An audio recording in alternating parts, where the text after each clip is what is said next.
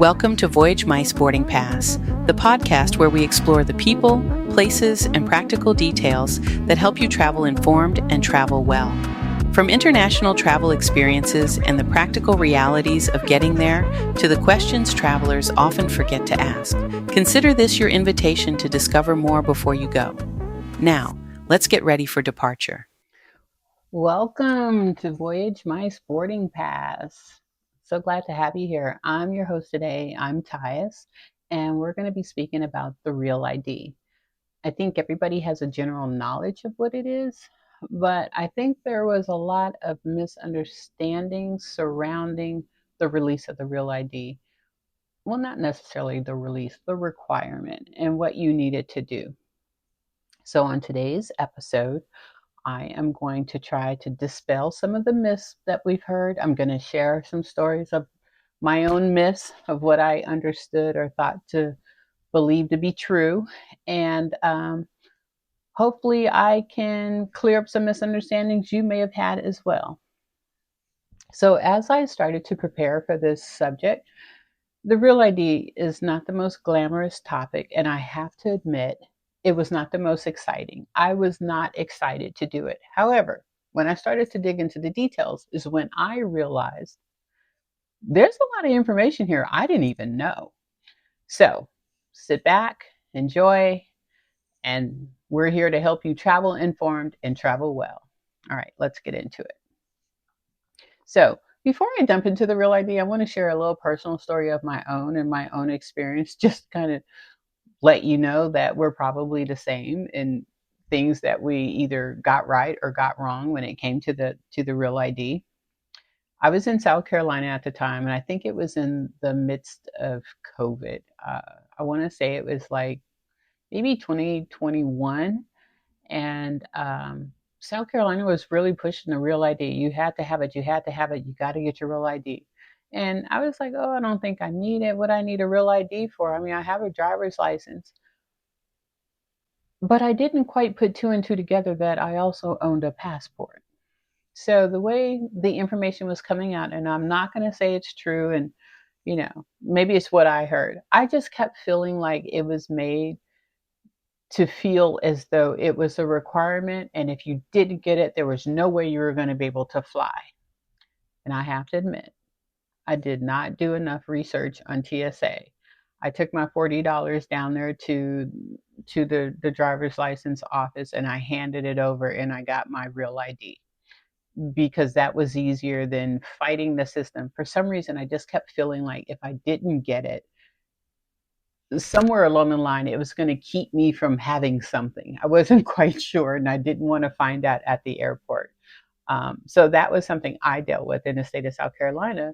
But however, most of my friends or family members in different states weren't experiencing the same thing. Their states were delayed. For instance, California. California was delayed, I think, one of the longest states before implementing the requirement for the Real ID. But as I get more into the myths and we talk about the actual facts that surrounds it, you're going to see where all the confusion kind of comes from how that information was presented. Okay, so looking at my notes here. Myth number 1, everyone must own a Real ID. So I think that's the biggest misconception, as I kind of alluded in my own story. The Real ID is one accepted form of identification that's required when you're traveling in the US domestically. It's just one accepted form. TSA has a list of what is considered an accepted form, but the Real ID is just one of them. Passports. You want to fly? Get a passport. Because remember, this is a federally accepted form of ID. A passport is a federal ID. So you could typically fly domestically with your passport if you want. And as I mentioned, I was a passport holder, and I got caught up in the messaging that I was receiving in South Carolina that I had to have a Real ID. Well, in fact, I was already compliant. But again, I didn't do enough research.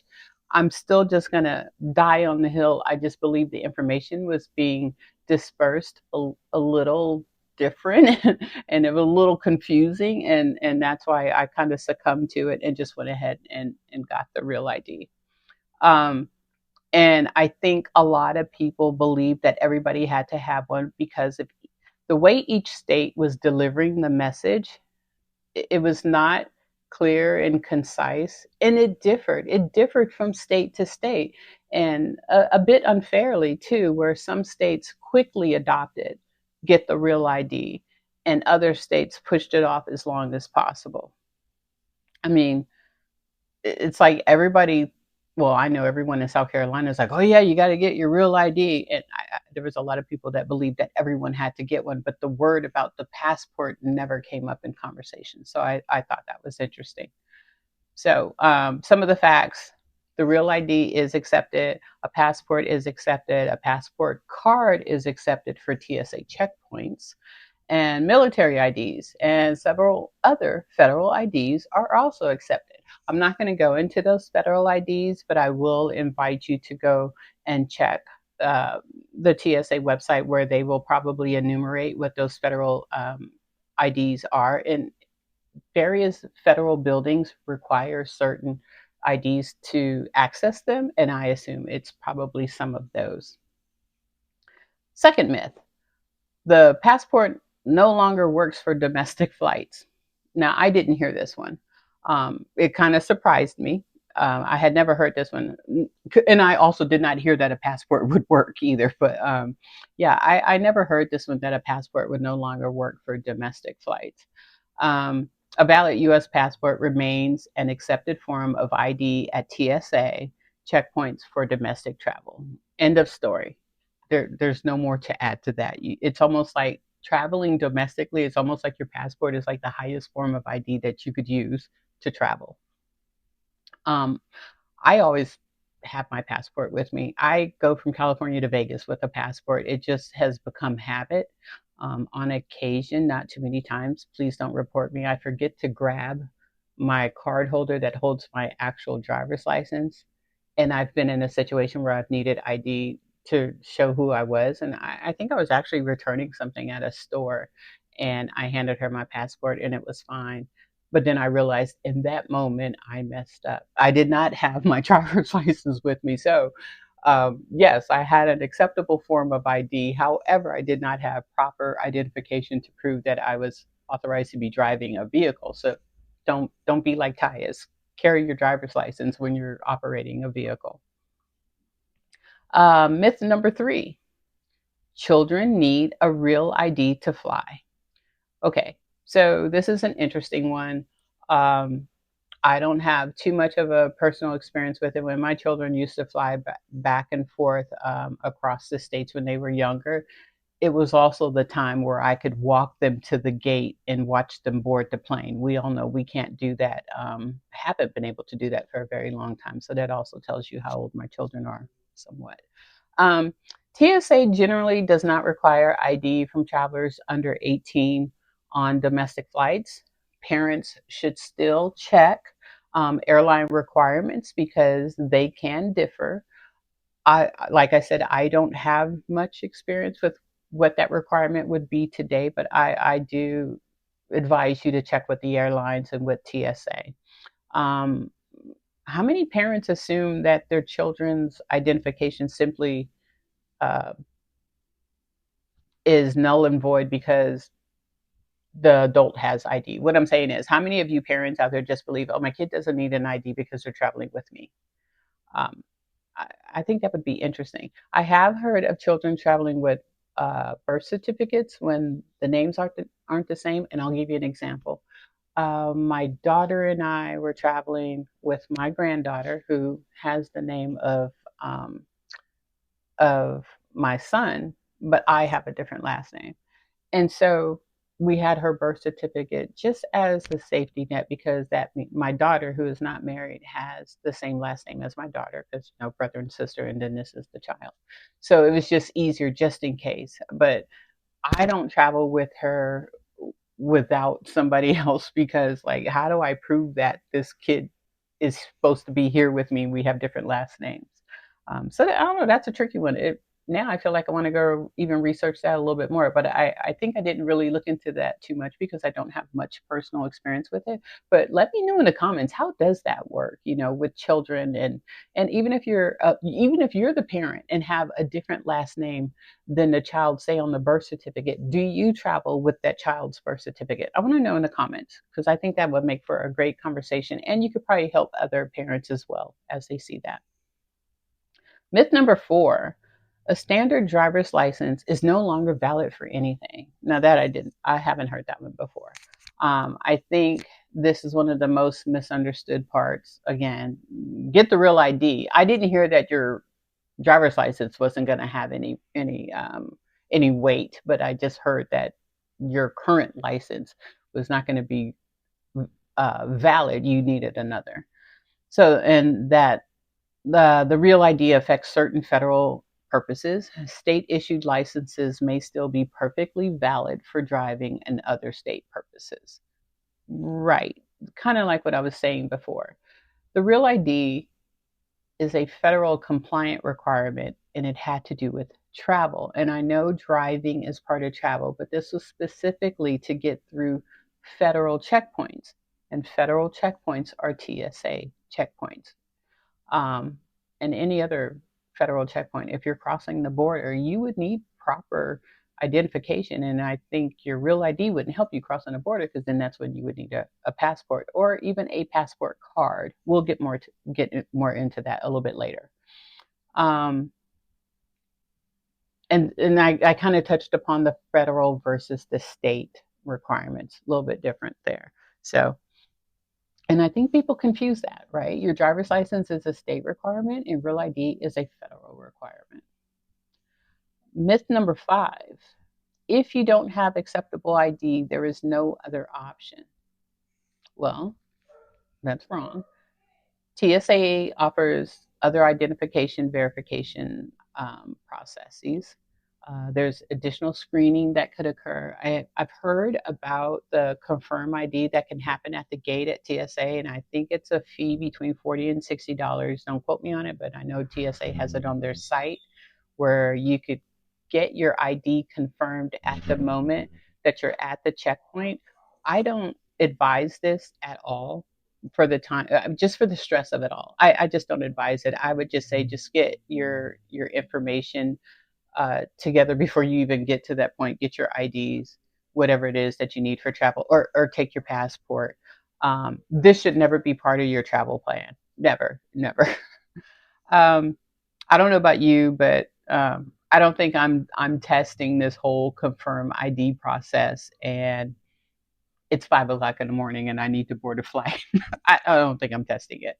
I don't think it's guaranteed either, to be honest. But again, I would check with TSA on that. So let's go over some quick facts. I'm not going to read through them all. There's several, like I kind of mentioned. I think Real ID was passed in 2005, but it didn't get enforced until 2025. We talked a little bit about the passport card. And so let me go into the passport card, because that's another interesting topic. And I don't know if it deserves its own episode, but I do want to kind of just talk about it here. The passport card is for travel by land and by sea. And what I mean by that is, you can cross a border, say you're in California, you can cross a border from here to Mexico with your passport card. And you could board a cruise by sea with your passport card. But you cannot travel by air with your passport card. This is where you require a full-on passport. So the passport card is probably great for people who say, oh, I'm not flying. And that's fine. That's their prerogative. So the passport card is where you're only traveling by land and by sea. The card markings are different by state. So, like I said, the Real ID, while it is a federal compliant requirement, the states they were dispelling different information in different timelines, and they also have different markings on the IDs to indicate that the license that you hold, the ID that you hold, is a Real ID compliant identification. So I'd be interested in knowing what yours look like by state. I can't even remember what mine is in California, but I think in South Carolina, I believe it was like a little small gold star in the top right corner. I may have that wrong, but it differed by state. I'd be interested in knowing what yours looks like by state. Enter in the comments below. Um, this is interesting. Some expired IDs may still be accepted under current TSA guidelines. I don't know what that would be. I'm assuming maybe an expired military ID. I would advise you to go to TSA and get further guidance on that. It's just not something I thought to delve into, only because we should always have current identification. It's a state requirement, it's a federal requirement, and I'm not sure why we would choose not to have valid identification. I would also love to hear if anybody has thought about utilizing the Confirm ID. And let's see. Oh, yeah. And then here's the last one. I kind of alluded to this too. Different states handled the implementation differently as well. So I talked about the timing and then their markings, but then how they implemented it. So in South Carolina, when I did it, it was a whole procedure. I had to go in, I turned in my old ID that I paid full price for, and then I got the real ID. And I kept asking them, am I going to get a discount for the amount I've already paid for the ID? And they're like, no, it's a new, I want to say $40. So it was a process. You had to go in and, apply for it and then receive it. But then there were other states that just made it part of your license renewal or your ID renewal process. Like it was somewhat seamless. I didn't have that experience, and I would love to hear if any of you had that experience. Explain to me down below what state you're from and if it was seamless or if it was a whole ordeal. I would love to know. Do you often travel with your passport? I told you the story I do, whether it's domestic or international. I'm always holding my passport. I would love to hear how some of you travel, if you are team passport or, team only when I'm going out of the country. And also, what surprised you most about some of the myths and the realities that I displayed here for you? I would love to, have further conversations, down below, leave a comment. Like I said, it could also help somebody else, people. I've told you everything I misunderstood and everything I got wrong. So I would love to hear if you guys would be willing to share that as well. One thing we always encourage here at Voyage Mice Boarding Pass is that, you go seek the information. We can provide some of that information because after all, we want you to travel informed and travel well. But something as simple as with the Real ID, always seek the information with TSA, your airlines, guidelines, wherever your travel destination is. I implore you to go and check those guidelines and requirements before any travel. And again, like I said, you can always check voyagemice.com as well to check some of our insights and travel information that we have there. Yeah, so I'm going to include all of the links and the official resources we use for this episode in the show notes, so you can verify everything from the source. Don't take it from Tyus, because as Tyus explained, she did a lot of things wrong. But yeah, it's been great diving into this topic. Like I said, it wasn't the most glamorous and it wasn't the most interesting, but I mean, I learned a lot, and I hope you did too. So as always, we want you to travel informed, travel well, and follow Voyage Mice wherever you listen to podcasts. Make sure to follow us on all of our socials, and please check out voyagemice.com. Until next time. Thanks for joining us on Voyage Mice Boarding Pass. We hope today's conversation has inspired you, answered a few questions, and helped you feel more prepared for wherever your next journey takes you. To listen to more on this topic and international travel, be sure to follow Voyage Mice Boarding Pass wherever you listen to podcasts, and follow Voyage Mice across all of our social media channels for more international travel tips, insights, and inspiration. Until next time, travel informed, travel well, and we'll see you on the next Voyage Mice Boarding Pass.